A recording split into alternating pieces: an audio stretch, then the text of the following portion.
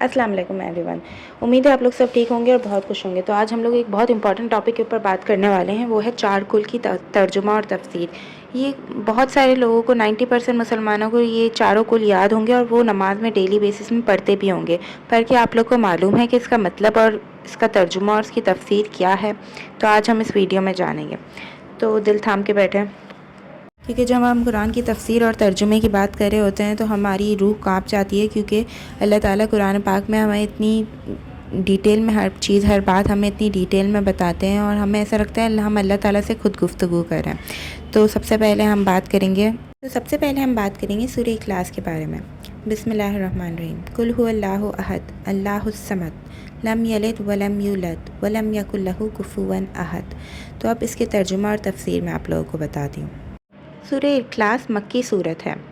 ये एक बहुत अजीम तरीन और मुख्तसर तरीन और जामे तरीन सूरत है कुरान पाक की। हुवल्लाहु अहद, कह दो कि वो अल्लाह है, तन्हा है। अल्लाहुस समद, तमाम जहानों का बादशाह है। लम यलिद वलम यूलद, न उसे जना और न उसने जना गया। वलम यकुल लहू कुफुवन अहद, और नहीं है उसका कोई बराबरी का। इस सूरत में अल्लाह ताला फरमा रहे हैं कि हम शिर्क से इनकार कर दें और अल्लाह ताला को अपना रब माने और तस्लीम करें दिल से और दिमाग से, और अपने रूह से अल्लाह ताला को अपना रब तस्लीम करें और इन सब तमाम शिर्क और बददियानती से दूर हो जाएं। अब दूसरी सूरत है सूरह अल काफिरून। ये भी मक्के में नाजिल हुई थी। बिस्मिल्लाहिर्रहमानिर्रहीम। कुल या अय्युहल काफिरून ला अअबुदु मा तअबुदून वला अंतुम आबिदून मा अअबुद वला अना आबिदुम मा अबद्तुम वला अंतुम आबिदून मा अअबुद लकुम दीनुकुम वलिय दीन। मैं आपको इसका तर्जुमा और तफसीर बताऊंगी। या अय्युहल काफिरून, कह दीजिए इन काफिरों को मैं हरगिज़ पूछने वाला नहीं हूँ उसको जिसको तुम पूछते हो। ला अअबुदु मा तअबुदून, ना तुम पूछने वाले हो उसे जिसे मैं पूछता हूँ। ला अंतुम आबिदून मा अअबुद, मैं जिसे पूछ रहा हूँ उसे तुम नहीं पूछ रहे, मतलब यानी कि तुम शिर्क कर रहे हो। वला अंतुम आबिदून मा अअबुद, और ना मैं आइंदा पूछने वाला हूँ उसको जिसकी तुम बंदगी कर रहे हो। लकुम दीनुकुम वलिय दीन, मेरे और तुम्हारे रास्ते अलहदा हैं। इसमें अल्लाह ताला आप सल्लल्लाहु अलैहि वसल्लम से फरमा रहे हैं कि आप साफ साफ कह दीजिए इन शिर्क करने वालों को कि हम उन्हें कभी भी ज़िंदगी में नहीं पूछ सकते जिसे तुम पूछ रहे हो, और तुम इतने इंतहाई दर्जे के इस तरह के काफिर हो गए हो कि तुम भी ज़िंदगी भर अल्लाह ताला तुम्हारे दिलों में वो ईमान डाल ही नहीं सकता, वो तवक्कल डाल ही नहीं सकता जो मेरे दिल में डला हुआ है। शिर्क ऐसा गुनाह है जो कभी भी ज़िंदगी में अल्लाह ताला माफ़ नहीं कर सकता। जब हम अल्लाह ताला को ला इलाहा इल्लल्लाह मोहम्मद रसूलुल्लाह का कलमा पढ़ के तस्लीम करते हैं, अल्लाह ताला को अपना रब मानते हैं, तो उसके बाद हमें शिर्क करने की इजाज़त नहीं मिलती। हम शिर्क ज़िंदगी में कभी भी नहीं कर सकते। अगर हमने शिर्क किया तो शिर्क ऐसा गुनाह है जो अल्लाह ताला कभी भी माफ़ नहीं करते। तो शिर्क से हमें हरगिज़ बचना चाहिए और हमें कभी भी शिर्क नहीं करना चाहिए, क्योंकि शिर्क करने वाला काफिर होता है और मोमिन नहीं होता। अब सूरह अल-नाज़ और सूरह अल-फलक के बारे में बताऊंगी। ये दोनों सूरतें मदीने में नाजिल हुई थी। सूरह अल-नाज़। बिस्मिल्लाहिर्रहमानिर्रहीम। कुल औज़ु बिरब्बिन नास मलिकिन नास इलाहिन नास मिन शर्रिल वसवासिल खन्नास अल्लज़ी युवस्विसु फ़ी सुदूरिन नास। कुल औज़ु बिरब्बिन नास, मैं पनाह में आता हूँ जो तमाम इंसानों का रब है। मलिकिन नास, सिर्फ रब ही नहीं बल्कि बादशाह है। इलाहिन नास, तमाम इंसानों का माबूद है। शर्रिल वसवासिल खन्नास, उस वसवसे करने वालों के शर से जो पीछे छुप कर वसवसे करते हैं। अल्लज़ी युवस्विसु फ़ी सुदूरिन नास, जो लोगों के सीनों में वसवसे डालता है। मिनल जिन्नति वन नास, ख्वाह वो इंसानों में से हो या जिनों में से।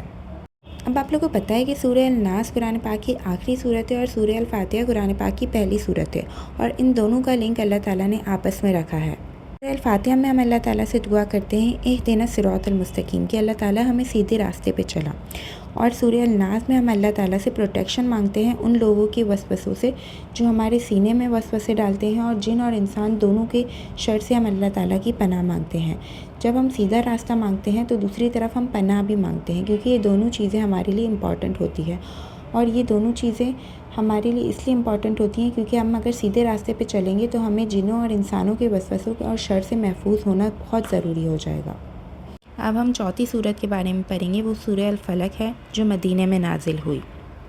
سورہ الفلق۔ بسم اللہ الرحمن الرحیم۔ قل اعوذ برب الفلق من شر ما خلق ومن شر غاسق اذا وقب ومن شر النفاثات في العقد ومن شر حاسد اذا حسد۔ قل اعوذ برب الفلق، کہہ دو میں پناہ میں آ گیا صبح کے رب کی۔ من شر ما خلق، میں پناہ میں آتا ہوں اس کے تمام مخلوق کے شر سے۔ ومن شر غاسق اذا وقب، خاص طور پر رات کو ڈھانپ دینے والی رات کو۔ ومن شر النفاثات فی العقد، اور جو عورتیں گھاٹے باندھ کر پھونکے مارتی ہیں۔ ومن شر حاسد اذا حسد، اور حسد کرنے والوں کے شر سے پناہ مانگتا ہوں۔ ایک حملہ آور ہوتا ہے جو باہر سے ہوتا ہے اور ایک ہوتا ہے اندر سے۔ اس صورت میں اللہ تعالیٰ یہ صاف واضح کریں کہ جو جادو ٹونا اور یہ سارے اثرات وغیرہ ہوتے ہیں یہ برحق ہے، مطلب یہ ریئل میں ہوتے ہیں، یہ کچھ بھی فیک وغیرہ نہیں ہے۔ کچھ لوگ اس پہ یقین نہیں کرتے کہ جادو ٹونا کچھ بھی نہیں ہوتا، یہ ہوتا ہے۔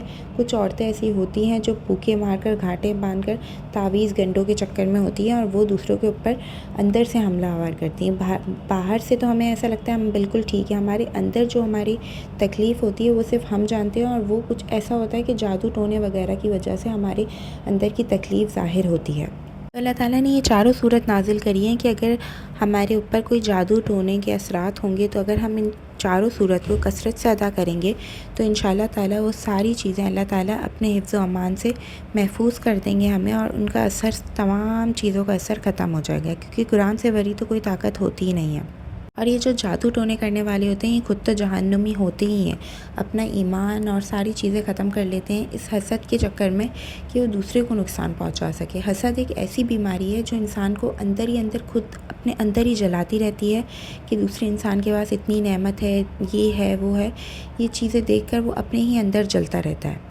اس لیے اس کی آخری آیت کا مطلب یہ کہ حسد کرنے والوں کی شر سے پناہ مانگتا ہوں، مطلب حسد کرنے والے لوگ ایسے ہوتے ہیں جو خود اپنے آپ کو تو تکلیف دیتے ہیں اور حسد سے ہمیں بھی تکلیف دیتے ہیں جس سے وہ حسد کر رہے ہوتے ہیں، یعنی یا تو وہ نظر لگا دیتے ہیں یا جادو ٹونا کر دیتے ہیں، زیادہ سے زیادہ وہ دوسرے والے انسان کو نقصان ہی پہنچا رہے ہوتے ہیں، اپنی خود کی تو وہ دنیا اور آخرت دونوں ہی خراب کر رہے ہوتے ہیں۔ قرآن پاک کی بہت ہی چھوٹی چھوٹی صورتیں ہیں مگر رحمتوں اور برکتوں کے خزانوں سے بھرپور ہے۔ صورت آپ کو ہر پریشانی اور مشکل سے بھی محفوظ رکھنے کے لیے بہت اچھی ہے۔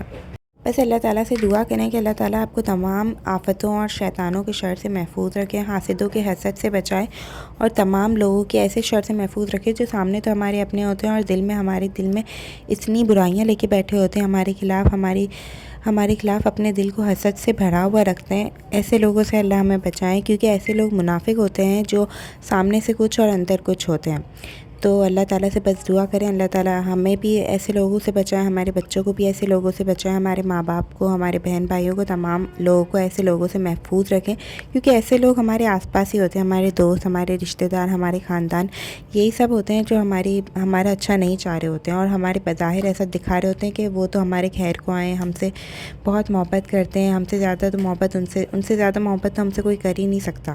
اور ہو سکے تو نماز میں ان چاروں کل میں سے کوئی ایک کل تو آپ ضرور پڑھیں اور عادت بنا لیں، کیونکہ ان کل کی اتنی زیادہ فوائد ہیں، اتنی زیادہ اہمیت ہے کہ آپ اگر ایک کل کو ایک مرتبہ آپ نماز میں پڑھیں تو 5 وقت کی نماز میں 5 مرتبہ آپ دن میں 5 مرتبہ یہ کل پڑھیں گے، اور چلتے پھرتے بھی آپ کھانا پکاتے ہوئے، عبادت کرتے ہوئے، کام پہ جاتے ہوئے بھی یہ کل پڑھ سکتے ہیں، کیونکہ اس سے آپ لوگ اپنے آپ کو بھی محفوظ رکھیں گے اور اپنے گھر والوں کو بھی اس سے محفوظ رکھیں گے، اور ہر حال میں اللہ تعالیٰ کا شکر گزار رہیں، کیونکہ آپ کو نہیں پتہ کہ آپ کے ساتھ کیا ہو رہا ہے اور وہ اللہ تعالیٰ کی اس میں کیا مصلحت ہے۔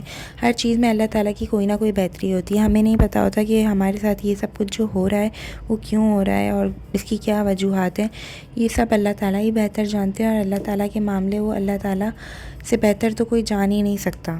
تو ویڈیو اچھی لگی ہو تو لائک کریں، کامنٹ کریں، شیئر کریں اور سبسکرائب کریں۔ اللہ حافظ۔